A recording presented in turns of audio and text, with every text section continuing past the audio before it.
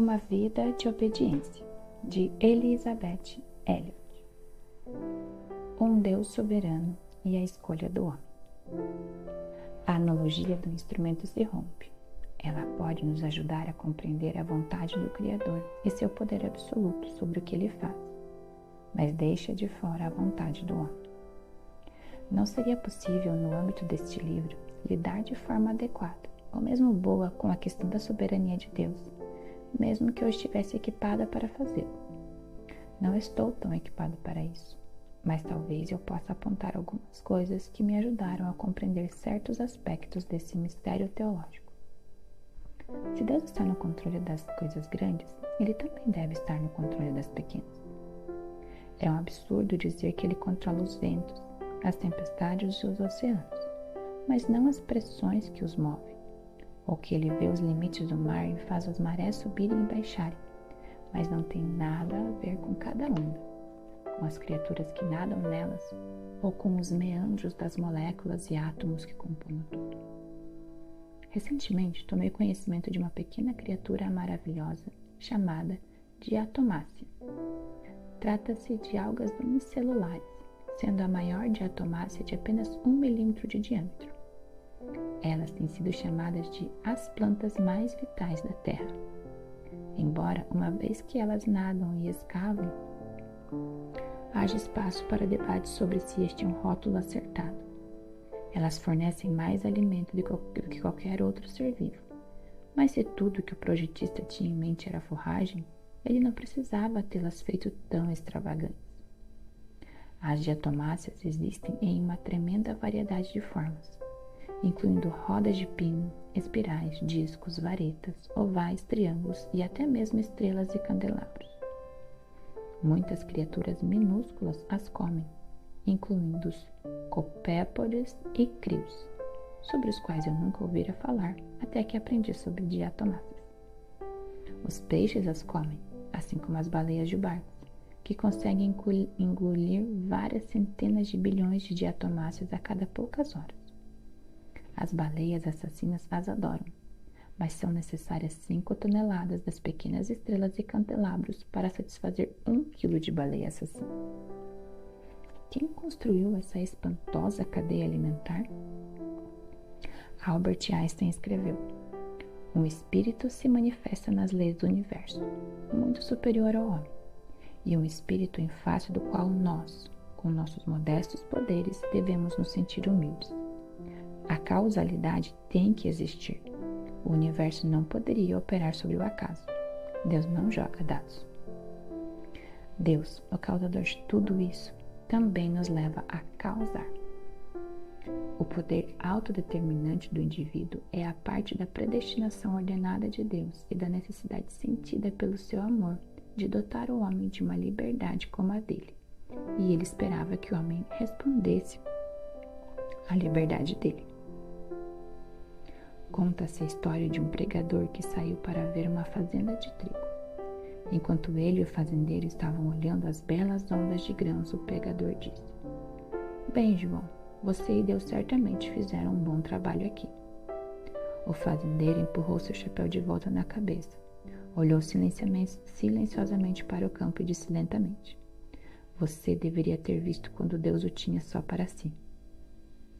Depois da encarnação, não conheço uma verdade mais espantosa e humilhante do que um Deus soberano ter ordenado minha participação. Essa é a ordem do universo. Cada criatura recebendo seu devido lugar. Cada um contribuindo com sua parte para o todo. O homem entre eles. No entanto, o homem é singular em ter recebido sobre si uma tremenda liberdade. O fazendeiro tomou a decisão de plantar o trigo. O campo não teria estado lá se ele não tivesse tomado a decisão e feito a prodigiosa quantidade de trabalho necessária para produzir aquela plantação cintilante. Nem teria estado lá se Deus não tivesse providenciado a terra em primeiro lugar, ordenado que o sol brilhasse e que a chuva caísse, e acelerando a vida da semente que João colocara no solo. Dissemos que a disciplina cristã é um sim de todo o coração que uma pessoa diz ao chamado de Deus. É da maior importância que entendamos a necessidade de 2 vontades, uma criada pela outra e ordenada gratuitamente, ambas operando de acordo. Se esquecermos que existem duas vontades e nos detivermos apenas na vontade soberana de Deus, abdicaremos da nossa responsabilidade e cairemos no fatalismo do Islã, que deixa tudo para o inescrutável e incognoscível. Se por outro lado nos esquecermos da soberania de Deus e nos enxergarmos como independentes, tomaremos como nossa toda a responsabilidade e deixaremos Deus fora dela. Em outras palavras, nos tornaremos Deus. Em ambos os casos, não fazemos a vontade dele, e o resultado é a perda de nossa alegria e liberdade. Deus organizou as coisas de tal forma que sua própria ação está ligada à ação dos homens. A Bíblia está repleta de exemplos de um Deus amoroso e poderoso, escolhendo homens pecadores e fracos para realizar seus propósitos, permitindo-lhes a dignidade de agir em liberdade e assim de ter uma parte volitiva no que ele faz. Quando o povo de Israel se encontrou entre o diabo e o profundo mar azul, ou seja, entre os egípcios e o mar vermelho, eles ficaram desesperados. Eles ficaram furiosos com Moisés por tê-los metido naquela confusão. Moisés prometeu que o Senhor os salvaria, se eles apenas se aquietassem. Ele estava correto. O Senhor os salvou, mas não sem cooperação, ou seja, não sem os atos de obediência tanto da parte de Moisés quanto da parte do povo. Diga ao povo para ir em frente, disse Deus. Moisés tinha que crer que Deus quis dizer isso, e ele tinha que fazer o que Deus disse. Se tivesse duvidado, tudo teria sido perdido. Moisés confiou em Deus, e o povo confiou em Moisés. Eles também tinham que obedecer. Levanta o teu bordão, estende a mão sobre o mar e divide-o, disse Deus. Moisés certamente deve ter pensado: meu bordão? Minha mão? Qual poderia ser a utilidade de qualquer um dos dois em uma situação como essa? Ele ficou entre uma força irresistível e um objeto imóvel. E como a vara ou a mão podiam parar uma ou mover o outro, era algo que ele não podia imaginar. Mas ele obedeceu. E a soberania de Deus entrou em ação. Um vento se levantou e fez a vontade do Senhor. O mar também obedeceu e os egípcios se afogaram enquanto os israelitas foram salvos. Aqui está o poder soberano, sobre um homem, sobre um povo, sobre os elementos da natureza, sobre um inimigo. Mas aqui também está um homem agindo em liberdade. Resolvi dar cabo de toda a carne, disse Deus a um homem chamado Noé que caminhava com ele. Faze uma arca, contigo estabelecerei a minha aliança. Noé o fez. Sua disposição em agir de acordo com as instruções de Deus significou a salvação da raça humana e de todas as espécies de animais. A ação voluntária de Noé e sua fé andaram de mãos dadas. Vemos novamente que a fé está longe de ser um sentimento ou um estado de espírito religioso. Ela não é vaga. Ela ouve a palavra do Senhor e age. Assim, também a fé, se não tiver obras, por si só está morta. Tiago 2,17. Dizemos que Noé construiu a arca, que Noé salvou sua família e todos os animais. Do ponto de vista espiritual, foi a fé que construiu a arca, a fé que salvou a família, a fé que colocou o mundo inteiro no erro e a fé que colocou Noé em Hebreus 11:4. Aquela galeria de retratos mostrando como é a fé. Noé conhecia seu soberano. Quando a vontade do homem age de acordo com a vontade de Deus, isso é fé. Quando a vontade do homem age em oposição à vontade de Deus, isso é incredulidade. Deus poderia ter escolhido ele mesmo fazer tudo, mas ao invés disso, ele concebeu o mundo de tal forma que as aves devem construir ninhos e sentarem-se sobre ovos. Micróbios devem decompor organismos. Salmões devem lutar rio acima para desovar. Minhocas devem arejar o solo. Abelhas devem construir favos de mel e o homem deve ter vontade e deve trabalhar. É a vontade que devemos enfatizar aqui. Nós oramos: seja feita a vossa vontade, assim na terra como no céu. A vontade de Deus é sempre feita voluntariamente e de bom grado no céu. A vontade de obedecer é uma coisa muito diferente da coerção. Um decano universitário observou certa vez que os estudantes mais felizes de qualquer campus são os músicos e os atletas. Por quê? Eu perguntei. Porque eles são disciplinados e se voluntariam para serem disciplinados. As pessoas sentadas em palestras obrigatórias estão sob disciplina, e as pessoas sentadas na sala de televisão são voluntárias. Mas atletas e músicos se colocam sob um treinador ou diretor que lhes diz o que devem fazer. Eles têm o prazer de fazer a vontade do treinador ou do diretor. Na realidade, eles estão se divertindo. Deus nos coage a segui-lo, ele nos convida. A vontade dele é que nós tenhamos vontade, isto é, ele deseja a nossa liberdade de recusar ou de aceitar. Se nós queremos ser discípulos, nós nos colocamos assim como o jogador de futebol e o instrumentista, sob a direção de alguém. Ele nos diz o que devemos fazer e nós encontramos nossa felicidade em fazê-lo. Não encontraremos a felicidade em nenhum outro lugar. Não a encontraremos fazendo apenas o que queremos fazer e não fazendo o que não queremos fazer. Essa é a ideia popular do que é liberdade. Mas isso não funciona. A liberdade reside no cumprimento das regras. A alegria também está lá. Se ao menos pudéssemos manter a alegria em vista. O violinista da orquestra submeteu-se no primeiro ao instrutor. Ele obedece às regras estabelecidas pelo instrutor e manuseia o seu instrumento em conformidade. Ele, então, submete-se à música como escrita pelo compositor, prestando atenção às marcações para a dinâmica, bem como às notas, às pausas e ao tempo. Finalmente, ele submete-se ao condutor. O condutor lhe diz, seja por palavras ou por gestos, o que ele quer, e o violinista faz exatamente isso. Existe alguma imagem de liberdade e alegria mais estimulante do que uma orquestra completa?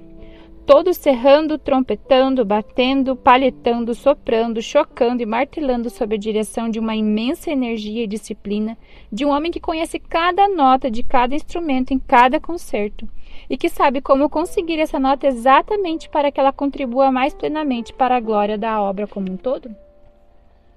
Compare essa imagem, por exemplo, com outras buscas de felicidade. Uma feira municipal em uma tarde quente de domingo, pessoas à vontade na fila de algodão doce, na fila da montanha-russa, na fila de comprar ingresso para o show de bluegrass, misturadas e se acotovelando entre as multidões suadas, bebês em carrinhos de passeio chorando por sorvete, crianças gritando por mais voltas, pais exaustos, adolescentes de aparência desocupada, cidadãos idosos entediados, todos irritados pela multidão fervilhante, surdos pelo barulho. Vendedores ambulantes, galerias de tiroteio, música amplificada tocada no decibel mais alto possível, à procura de diversão. Todos são livres, por assim dizer, para fazer suas próprias coisas, e o resultado é o caos e a cacofonia. A primeira imagem, devo confessar, onde ninguém está fazendo o que quer, mas todos são livres porque obedecem, é de alguma forma muito mais atrativa para mim. É um grande alívio quando o outro alguém está no comando. Ele sabe o que está fazendo e tudo o que você precisa fazer é seguir as instruções. Você não se rebela quando ele diz o que fazer. Você fica feliz em receber ordem. Ele sabe mais do que você, sabe a melhor maneira de realizar o que você quer realizar e você tem certeza de que estará melhor com ele do que sem ele, mais feliz por obedecer do que por desobedecer. Por termos aceitado um convite do bispo de Norwich, tivemos a permissão de ir, guiados por um jovem verdugo, até a torre da Catedral de Norwich, onde o público não era admitido. É útil conhecer alguém que está no comando. Nós nos submetemos de bom grado à direção dele. Não subimos a torre esperando ser trancados em um calabouço, mantidos a pão e água, e finalmente mortos a machado. Tanto Lars quanto eu queríamos ver de perto a vista da catedral, a cidade e a encantadora zona rural de Norfolk. Havia outro prazer que eu procurava, o de entrar em lugares secretos, sentindo o mistério das escadarias escondidas. Nenhum de nós ficou decepcionado. Deus nunca nos decepcionará. Ele nos ama e tem apenas um propósito para nós: a santidade, que no reino dele equivale à alegria. Se Lars e eu tivéssemos tido qualquer suspeita de que o bispo quisesse nos prejudicar ou que o verdugo não soubesse para onde ia, certamente não o teríamos seguido até as passagens escuras. Se no fundo de nossos corações suspeitamos que Deus não nos ama e não pode administrar nossos assuntos tão bem quanto nós podemos, certamente não nos submeteremos à disciplina dele. Nós sabemos que ele nos ama. Jesus Cristo pregado em uma cruz é uma prova irrefutável disso. Nunca pensemos que ele foi martirizado para apaziguar um Deus irado, pois Deus estava em Cristo reconciliando consigo o mundo. 2 Coríntios 5,19. A visão da torre seria uma comparação ruim com o que Deus nos oferece.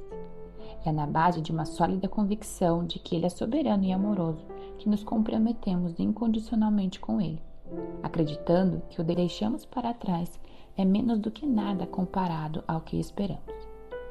Paulo declarou que tudo que ele ganhou foi refúgio, Filipenses 3,8, em comparação com aprender a conhecer a Cristo.